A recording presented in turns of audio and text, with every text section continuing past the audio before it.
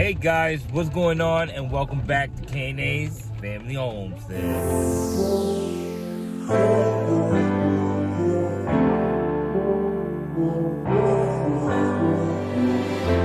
I know better than to call back. I missed your call, I finally think I'm fine with that. Hey guys, what's going on? We are right now on my way. I'm gonna go and do some errands. But I'm also going to a friend of mine's house. Her name is Jackie. She actually has so many variety of tomatoes. And this year for me, tomatoes really didn't go good. I got maybe 4 out the batch that was successful. The other ones are kind of weeping, almost gone. So I was like, Jackie had mentioned she has so many tomatoes and she does this every year. So I was like, well, let's go check her out and, and see how she's doing and see if we can see what type of variety she has. She has tons. So I was like, wow, that'd be awesome. So we're going to start heading over there now and go check it out. So stay with me, guys.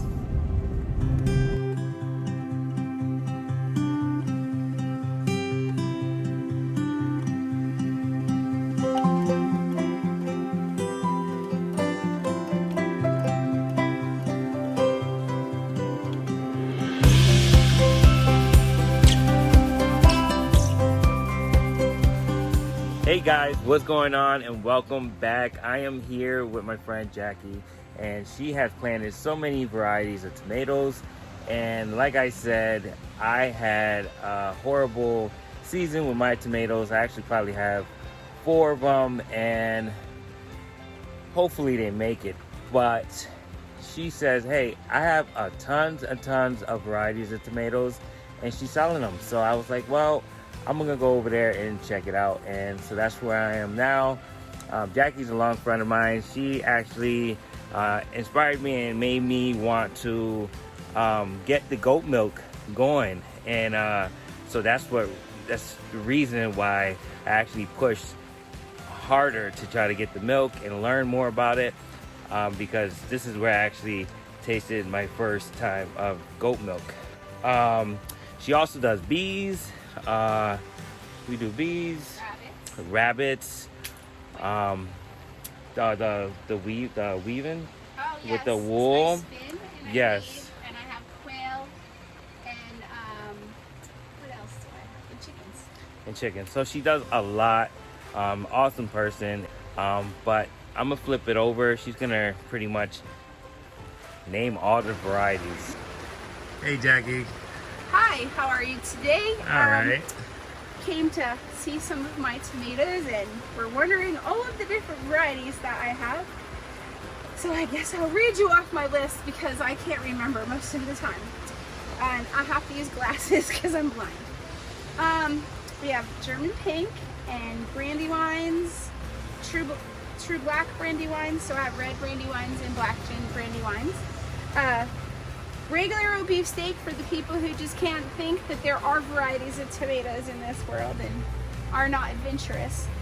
But for us adventurous people, we like all different ones. So we have Kellogg's Breakfast, Afternoon Delight, Lucid Gem, Solar Flare, Dr. White's, or Witchies, however you say that name, because it's just not been told to me how you say it. Great Whites, Big Rainbows, Paul Robeson's, Cherokee Purple, Dark Galaxy, Mortgage Lifter, Plano Regular Sweet 100 Cherry, which are very prolific, lots of tomatoes. I have Yellow Sun Goat Selects, and then I have a bumblebee. I have one of each of the bumblebee lines. So I have Purple Bumblebee, Pink Bumblebee, and Sunrise Bumblebee. And then for paste type tomatoes, I have Hungarian Hearts and San Marzanos. And and Blue Beauties, which are a very beautiful red tomato with blue shoulders. Wow. So exactly around about how many different varieties are we talking about? So it looks to be, I think I counted like 16 or 17 varieties of tomatoes. And this year I've pared it down. Last couple of years I've grown over 30 varieties each year because I've wanted to try a bunch of different ones. Yeah. Because who knew there was so much flavor in a tomato, and that you think, oh, a tomato's a tomato, but when you taste them, no, it's definitely not just a tomato. They all have different flavors, almost like peppers. Like you can have sweet peppers or hot peppers, or I definitely agree with that. and so it's been a good learning experience. It's made gardening kind of come alive to me because it's exciting to go out there and see the different things that you can have. The food that we normally make that we've always loved, it has just taken on a whole different level of deliciousness, and so it keeps it happening, because some days you wake up and you're like, why am I growing a garden again? I can just go to the grocery store and buy tomatoes, but it's just not the same thing. There's just nothing even comparable to it. And so I found a new love and a new hobby that keeps me busy, I guess. That's about it, I guess. And, So there's like, I don't know. I mean, well, I've seen a lot of tomatoes in my life, but this, like, up in person, well, besides a nursery.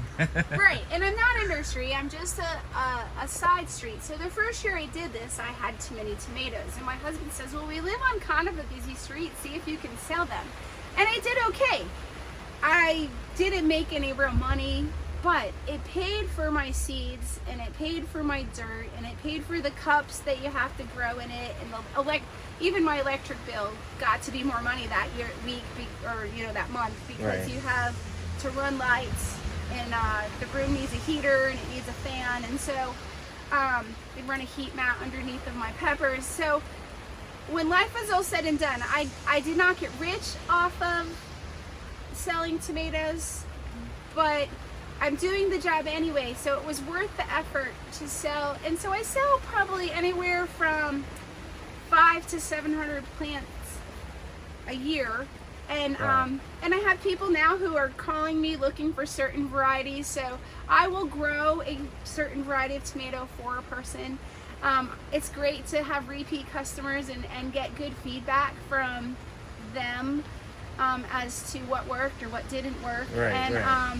And it's a great way to make a connection in my community, so that I don't, like, not everybody can grow something from seed and make it work, but most people can grow a tomato even if it's in a pot and get a tomato. And I have a friend, and she says store-bought tomatoes taste like disappointment, and she only eats homegrown tomatoes. She goes, oftentimes people think I don't like tomatoes, but the problem is I like them too much, and I know what a good tomato should taste like. And so if I'm eating a store tomato, it just does not compare. And so it's just worth the effort. Dirt therapy is worth the effort.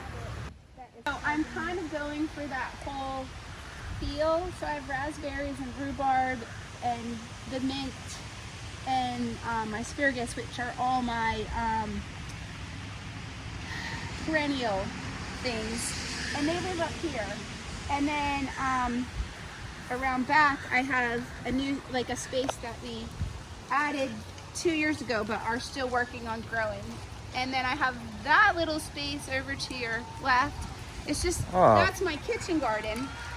I grow mostly cherry tomatoes and peppers in there. Close to the house. Because it's close to the Yeah, house. smart. And when you need something quick and you don't want to go get involved in the big garden.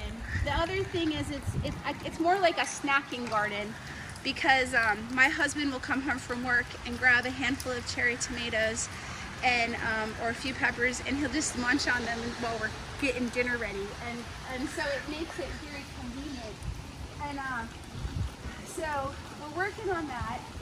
And then we had a couple of trees taken down this year, so we get better sunlight back here.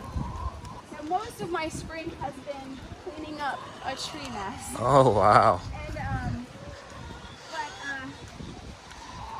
so now we're working on fencing in this space back here, so no chickens or my alpaca can get into that space. And then this is my big garden where I can grow things like So my you're gonna expand squashes it. and my corn or potatoes, or like I can just do whatever I want. This is where I grow most of my tomatoes. This is where I grow pretty much all of my squash. And the green part, which is the grassy part, that wasn't included in the garden last year. So we'll have to till that and get it started. Are you this gonna year. do pumpkins and stuff like that Yeah, as well? so Nice. last year, this garden that's back here, it used to only be like that little section. And last year we added another 20 feet that way, and it's 30 feet this way. That was all new. I grew all of my vining ones because the ground was new and there was not, but I didn't want to leave it empty. And so I just threw seeds in the ground and what grew. I got a lot of squash back there. Wow. And did you have removed any of the trees? Was it like shaded? Yeah, so nice. this Okay. tree and that tree just came down in March. So those are our new, obviously some pieces are too big. And the kids, my boys, have chopped most of the wood with the axe. So I taught my 13 and 14-year-old how to chop with the axe. And so, yeah, by next week, this will be finished to be fenced so I can plant in here. And my chickens will live. We're gonna make that shed back there, and that will be my chicken coop full time. Like in the past, it was only like my summer coop where I put extra chickens. Do you know what I mean? But Yeah. all my chickens are gonna live in the back after. It's a beautiful setup. It is a like good it. setup, Nice. and I have very nice flat ground that makes happiness. Makes it so much easier, It right? does make it a lot easier. And then the hope is to eventually not have yellow tents. Like that's the hope. But hello babies. Look How at are the you? ladies. So right now, those are my yearling sisters. I did not have any kids myself this year. Took the year off. I milked through, so my goats are still in milk. The whole purpose of having goats is to have milk. Right. And so I think that it's important to milk them as long as they'll give milk. And we'll dry them off. We're talking about getting a buck. I usually go and bring them someplace and have them serviced, but I actually think it'll be cheaper to have my own buck this year and breed myself, because I have 4 does that I want to breed. And if I have my own buck and I buy him now as a baby, I don't have to pay $100 per goat. Right, Plus I don't have to right. go have blood tests done on each goat, and there's another savings for money. And then after they're bred, I could in theory not keep the buck. I could sell them. Right. You know what I Yeah. mean? And so that's sort of what we were thinking. It saves a lot. It saves a lot of time. It And saves a lot of effort money. running around the Yeah. whole world. The ladies are enjoying the rain. They don't mind the rain too bad, do they? Hey, They live the best life. just visiting. And I don't have any ticks in the yard, thankfully, because of them. You know, that's helped a lot. The ticks are a real problem. These are our rabbit setup. And it was so hot, so there's a gazillion fans in here. But now it's nice. And I have a few quail in here. Wow. So these are Caturnix style quail, but most of them, I bought them as eggs and hatched them out this spring, and they're already almost ready to lay. So these 8 weeks, quail will lay eggs. These guys are supposed to be blue egg layers, which is why I bought eggs. These are my good old-fashioned regular Caturnix quail, and they are smaller. These were a hatch after them, so they're not quite so ready And these are your traditional speckled brown egg layers. And then I have some fancy quail in the back section of the yard that they're called snowflake quail. They're a variety of bobwhite quail. Oh wow. I didn't know there was so many varieties. There's lots. There's California bobwhites, and there's a lot of variety quail. And so these are Angoras? yep, that's a French Angora rabbit. Her name's Lindy, and she is watch this. She's like, she is, come so here. Nice. This girl is a people hound. She loves people. She's like, and she'll pace until I pet her. Come here. And she's like, okay, you want to take, do you see she doesn't fight or anything? So you're my baby, huh? She'll give me kisses if I give her a chance. Huh? And this is the fur that you use for... This is some of the fur that I use. I use regular wool, and I use Angora wool. I use alpaca wool. I pretty much will spin anything that anybody wants. And then, I have New Zealand rabbits. These guys apparently are thirsty. Aww. So there's my most current litter of New Zealand rabbits. Oh, I want one. You have New Zealand rabbits, I know. don't you? I do. And so those are my babies, and then I have a bunch that should go to their next life, which would be the freezer. But so these, a lot of them I had born in November and December. I had 2 litters, and so they're still here because February was cold, so I didn't do anything, and then April and May have been just too busy, and right. So once I get some tomatoes in the ground, we'll head to the next phase of the journey. And then some of them I will downsize, because you don't want to keep too many animals that aren't really doing anything for you. Right, yeah. And I do have somebody who was interested in 2 does that are purebreds, which these guys are. I don't know if I will stay in mate rabbits. I love my Angoras. They're my favorite. And Holland Lops are cute, and people like them. And so hey, buddy. We have a couple of Holland Lops. Look at that. He has bad teeth, that one. He chews on the bar, and so his teeth got out of alignment, and so I have to trim his teeth regularly because they never went back. So sometimes it's a genetic disorder, but for this rabbit, he was fine for the first 3 years of his life. On his own? He pulled on the bars, and it became an issue. Hey, look at that. His name is Chunk, and then here are our very brand new little babies. There's only 2 of them in here, but here, let's see. They're hidden way down low, but they're nice and fat, and one is a little broken. Oh, look at, they're broken. This one is broken, and the other one's a little solid, and I think they're both blue.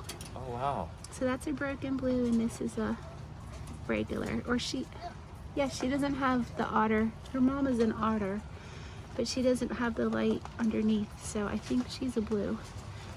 Wow. And she's not dark enough for black. Right. Do you know what I mean? Like, she's gonna lighten, I think, as she gets older, or who knows. But they're nice and warm and happy in there on this nice chilly day, and this mom is doing a good job. Only 2, but 2's good. 2's good.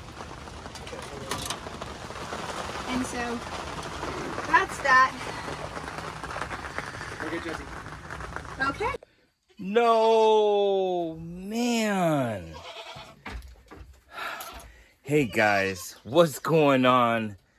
Yes, that was the last thing that I said when the battery died. One thing I did learn from that is when you blog, make sure you have your battery fully charged. So even though the battery died, Definitely got to finish most of it. She did show me around the property and all the improvements that she did since the last time I was there with my wife. And so much is going on there, and it's just looking better every time.